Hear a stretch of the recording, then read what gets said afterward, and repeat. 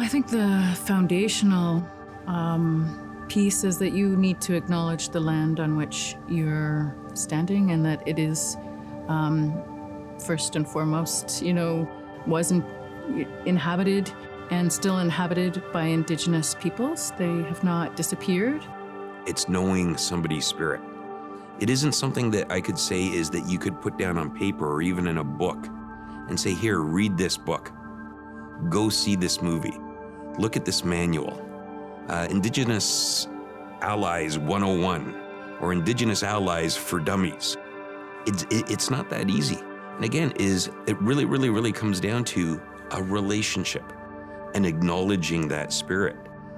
To be an effective ally, you need to continue to ask questions, listen, build those relationships with communities, because quite frankly, a lot of them are broken. There has to be visibility, first and foremost. When you walk into Simon Fraser University or anything out west, you see totem poles, you see big houses, you see the masks, you see representation of the community and the culture, the rich culture that is still thriving. Now here we're 500 years plus into colonization, so it has been stripped off the landscape more and more and more. But there is still a palimpsest. I always recommend that students who are looking to work within Indigenous communities engage with the communities. For example, Six Nations is not too far from here. Go to Six Nations, go into some of the social services buildings that they have and programs they offer to volunteer, go to cultural events or the cultural center there. As Indigenous people, we're still in the process of healing. So a lot of those people are going to be engaged by those students that are currently in the social services field. And they have to understand that it is okay to think differently. They have to understand about post-traumatic stress disorder. They have to understand about intergenerational trauma from an Indigenous perspective. And by sitting down with those people that are willing to share their stories, that it is going to reach them so much deeper than reading it from a book.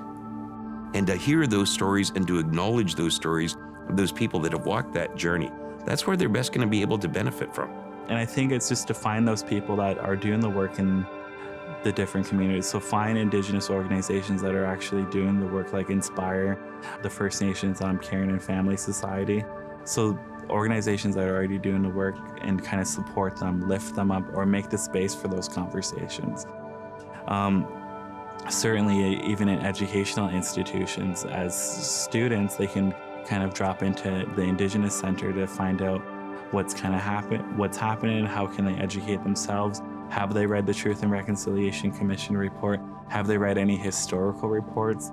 Do they even know that we have an Indian Act that regulates how Indigenous people are supposed to live?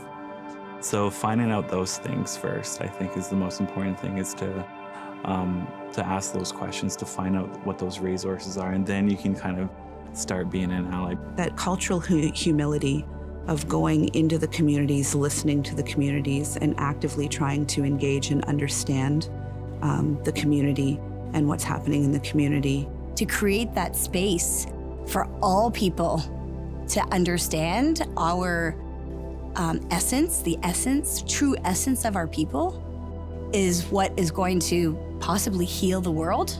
I would say that the most important thing is supporting us politically, because that's where the change is going to come. If you're going to be an ally of anything, I think it's really important that you be willing to kind of drop your guard, expose yourself to all that is, and digest it, again, appreciate it, and reflect. I think reflection is a really big component of that too. Try and show empathy, not sympathy. Try and feel what the other person is going through.